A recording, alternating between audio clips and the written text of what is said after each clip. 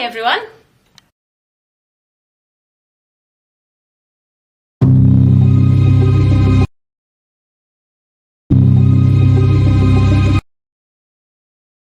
Never forget the date, September the 3rd, 2123. How could I? That was the day I killed 14,756 people. But I ought to start at the beginning. The beginning of the end, that is. It all started a week before the official harvests, with an apple in the gardens of Eden 5. And not just any apple. This was a beauty. Round and red, it hung high in the only apple tree at the edge of the orchard, near the wall of the dome. It wasn't really a wall, of course, just the inside of the sphere, sealing us off from the deadly air of the outside world. Anyway, the first time I caught sight of it, I decided that apple was mine. It's not as if I hadn't earned it. I worked my backside off in the maintenance crew, and I didn't see why the planters and harvesters should get first pick. It's not like the rest of us didn't work just as hard. A week before the harvest began, I stood under the tree in garden level 6, gazing up at that bright red ball as I fiddled with the water sprinkler sticking up between the roots. It was broken for the 4th time in less than 2 weeks. I should know it was me who kept breaking it. I had to have some excuse to go sneaking into the orchard when my duty sheet had level 20 cookhouse light bulb replacement and level 9 science lab nutriscope calibration scrawled across it. I scowled at the sheet and I stuffed it in my back pocket of my cotton trousers. Foreman Tafari may have lousy handwriting, but he knew how to assign work in a way that kept every level of Eden 5 running as smooth as greased gears. If he caught me shirking duty up here, I'd be for it. I unscrewed the broken sprinkler cap yet again, one eye on my electric spanner, the other on the apple. I'd have to claim it soon, it was almost ready to fall. Today was Sunday, the harvest set for the coming Saturday. Friday, I decided. On Friday I'd make off with my shiny prize. I could picture my teeth sinking into the crimson skin with a loud popping crunch, and my mouth watered at the thought of its sweet juice on my tongue. I hadn't had an apple all year, not since the last harvest.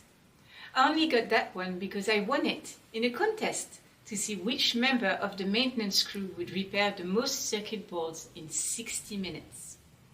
There was only one apple tree in the whole of the dome's 6 garden levels, planted from a single seed found in the emergency terraforming supplies when Eden 5 was built over 80 years ago.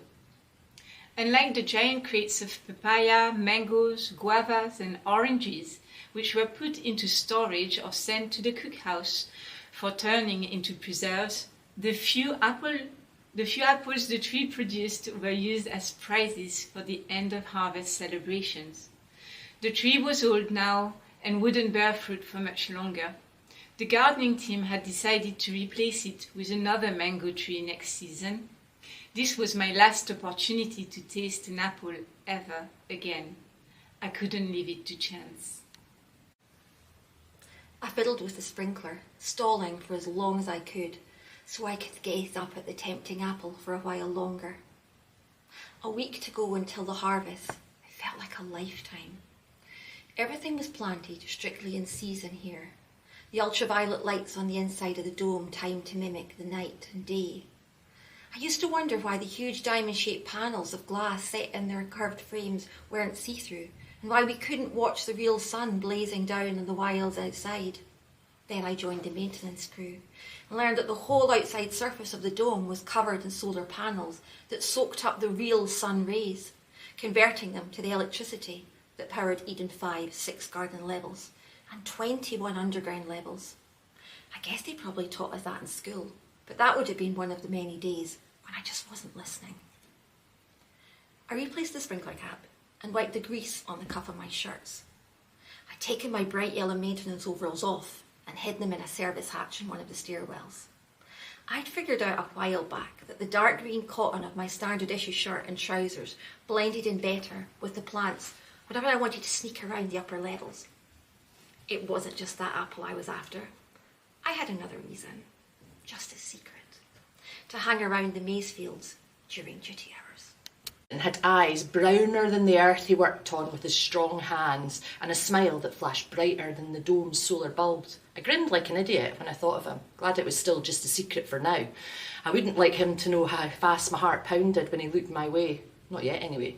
Not till I'd got myself under control. I was 16, not a little kid, and I'd be damned if I was going to let some boy see me go all weak-kneed for one of his smiles. I was just straightening up when a gruff voice called through the trees. "Adina, is that you, girl? Get your lazy butt over here right now." I groaned inwardly and trudged back through the long rows of fruit trees. I should have known Foreman Tafari would be prowling about the gardens this close to harvest time. That guy could spot a worker shirking from 4 levels away. I swear he had x-ray vision. I stepped out of the trees and swung my tool bag onto my shoulder, trying to look busy and nonchalant at the same time. "Problem?" I asked. "Duty sheet," the big man growled, holding out a grubby hand. I sighed and reached for the paper stuffed in my back pocket. He barely glanced at it, he didn't need to. He had every maintenance duty he'd ever assigned filed away in that cunning little brain of his. His beady eyes glared down at me, his breath coming out of his nose in angry puffs like a broken air conditioning unit. "Says here you're assigned to levels 20 and 9 today." "Oh, really?" I leaned over and scanned the page held in his beefy hands, feigning surprise. Despite my suddenly dry mouth, I had to bite my tongue to stop from making a crack about his crappy handwriting. Just act dumb, I told myself. He might let you get away with it this time. "So," he demanded, "what are you doing in level 6, girl? What are you doing in the gardens?" He said the word gardens like it had 4 R's in it. Going by the state of his handwriting, that's probably the way he spelled it too. I shrugged, trying to look innocent. "Some of the sprinklers in the orchard were bust. Thought I'd repair them before starting my other duties. That's what we're meant to be doing, isn't it? Repair things?" He wasn't buying my innocent act. He leaned down, his stale breath making me gag. "You think I don't know what you're up to, girl? Think I don't see the way you go sneaking? Is something the matter?" A sharp voice cut in. I looked up, my heart sinking further. Usually I'd be glad for any rescue I could get when Foreman Tafari went on one of his rants. But Director Eshi was the last person I wanted to see right now. It wasn't just because she was in charge of Eden 5 and could have me permanently assigned to fixing the toilet system's plumbing if she liked. It was worse than that. There was something about the way she looked at me that made me want to shrivel up in shame at the thought of every bad deed I'd ever done. Like she could see right through me to my soul and saw only a rotten hole there. I know that sounds crazy, but I felt like I disappointed her deeply in some way, and it drove me mad, wondering what it was. Everything about Director Eshi, from the hair cropped close to her scalp to the carefully pressed blue shirt that stood out against the deep black of her skin, screamed efficiency and neatness. Her eyes rested disapprovingly on my untidy mop of hair for a long moment, and I made a mental note to get my mother to comb it into braids for me. Then she raised an eyebrow at Foreman Tafari. "Well?" "Girls shirking duty again." The foreman waved the duty sheet at me accusingly. "I wasn't," I protested, before he could list all my other crimes. "I was fixing the sprinklers in the orchard. Weren't you talking just last week at the Workers' Assembly about the importance of initiative?" It wasn't really a lie, I mean. It takes a good bit of ambition and invention to sneak anything out of the gardens with the planters watching us all the time. "Initiative's all very well," Director Esh said, "but it's not much use to us if you don't get your assigned duties done first." She stared right through me again with those keen brown eyes out of hers, and I lowered my gaze, shuffling my feet uncomfortably. "Are you sure you're happy in the maintenance crew, Adina? Your teachers all had you marked down as a science team candidate. You've missed a few years of training now, but it's not too late to change your mind." Ugh, this again. I told them 1,000,000,000 times I didn't want to be on their stupid science team, playing with numbers and analysing soil samples all day. Most of the kids in Eden 5 left school at 14 to join one of the work crews. They trained as planters in the garden, production staff in the factory level where our clothes and other necessities were made, food technicians in the cookhouse, teachers in the education levels, and a few even made it onto the small medical crew. Given the choice, There was no way I was staying on in school a minute longer than I had to. I joined the maintenance crew as a technician the first chance I got. I liked being a techie, fixing things and solving problems, but I had a more important reason for putting up with Foreman Tafari and all his crap. The maintenance crew was the one team that got to wander around all the levels of Eden 5 without a pass. Sure, I'd get some funny looks if I was somewhere I shouldn't be, and I didn't have a work order written out on my duty sheet. But I'd never had this much freedom to explore Eden 5 before, and I wasn't about to give it up and go and sit in some dull lab all day. I shook my head. Director Eshe could give me all the disappointed look she wanted, but I wasn't letting her send me back to school. Got ideas above her station, this one, Foreman Tafari grumbled. Thinks she's smarter than the rest of us, and doesn't need to do what she's told. Ought to send her outside to the dome to clean the solar panels. That sort her out, set her head straight. How about it, girl? He glowered at me. Should I put you down for maintenance duty on the outside? I looked up quickly to see if he was joking, but his face was deadly serious. Outside. My heart skipped a beat in terror at the thought. Outside the dome of Eden 5, outside the wastelands where once there had been a whole world. Now only the wind whipped in the dry dust of the wilds, the air filled with biopoisons that would claw through your body and kill you slowly. I didn't know much about the outside. I just knew that it was somewhere I never wanted to go. Some of the other techies on the maintenance crew talked about it sometimes when a solar panel failed and they had to leave the safety of the dome to fix it. They whispered around the airlock doors as they pulled on their biohazard suits, their faces grim. They didn't say much when they came back either, but their hushed conversations were filled with words like scorched earth, deadlines, barren. I knew what those words meant from the few times I did pay attention in school. I just didn't need to go and see it for myself. Director Eshe had just opened her mouth to speak when her communication pad beeped and lit up. She looked down, the lines on her forehead deepening as she read the report. The water pressure alarm system's gone off in the basement below level 28 again, she muttered. That's the third time this week. Tafari, get your best team members together. We have to get this sorted before something serious happens. Get back to work, Adina, she told me as she hurried off. This place relies on everybody pulling their weight. We don't want Eden 5 falling down around our ears because you can't be bothered doing the duties I assigned to you. And put your work suit back on. Foreman Tafari glared at me on the way past, looking back over his shoulder and following me with his beady eyes until he reached the greenhouse doors that led to the lower levels. When he was gone, I felt another set of eyes on me. I turned round. A group of teenage planters were standing at the edge of a potato field, leaning on their plastic hoes and spades as they watched me getting a public dressing down from the director and maintenance crew foreman. The tallest boy in the group said something, and the others burst out laughing. I felt my face grow hot under his gaze, and I cursed my bad luck. Why did he have to see that? I thought, when Tenio worked the level 3 vegetable plots on the Sunday half-day shift. It's not like I didn't have his duty schedule memorised by now. The others went back to work, but Antonio didn't lower his gaze. He was 18. He had the kind of easy confidence that comes with being bigger than all the other boys his age. His brown skin was paler than mine, his eyes dark and deep set. Just looking at the muscles that bulge on his forearms beneath his rolled up sleeves did strange things to my stomach. I lifted my hand to wave, but just before I realised how stupid it would look, my arm froze halfway up, and I stuffed my hand back in my pocket.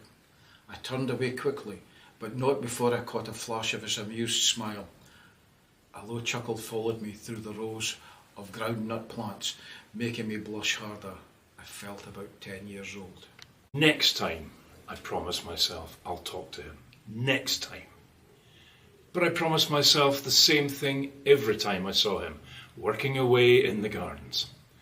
It would be easy if only he wasn't so damn popular. He always seemed to be surrounded by a group of boys laughing at his jokes or girls smiling whenever he whispered something secret in their ears. But maybe I liked him because he was popular. I often wondered what it would feel like to have other kids jostling to sit next to me in the cookhouse canteen, or running to be the first to tell me a fresh bit of gossip. It's not like I was a total social reject. Like anyone ever went out of their way to avoid me or anything. But apart from fixing things, my other main talent was rubbing people up the wrong way. The way I did things, the way I said things, just seemed to annoy people. And they'd roll their eyes and ask why I always had to be difficult. They didn't ignore me or shun me in the canteen or anything that obvious, but they didn't sit next to me either if there were free seats somewhere else. I turned out of the ground-up beds, heading for the doors, when the sight of something I'd seen 1,000,000 times before made me stop short. All of the dome rose up in front of me, towering high overhead. The 5 other garden levels above were floored with glass, and through the tangle of soil, roots and vegetable plots, I could just make out the point in the distant ceiling above where the dome's support beams came together and met the very top of the access stairway that spiralled through the centre of the gardens. Each large glass wall panel had a row of 3 ultraviolet sky tube lights set behind its pane. It was midday, so now they were glowing bright blue. If you didn't look too closely through the glass, it was just like the gardens were surrounded by sunny blue skies. I know that's what it looked like. I'd seen pictures of the real sky in old books when I was little. It wasn't the sight of the dome's sky tubes that stopped me. On the corner of one glass panel in front of me, a small round light was blinking red. On, off it went. A silent warning sign. I dropped my toolkit and pulled out a maintenance request form. This would have to be reported.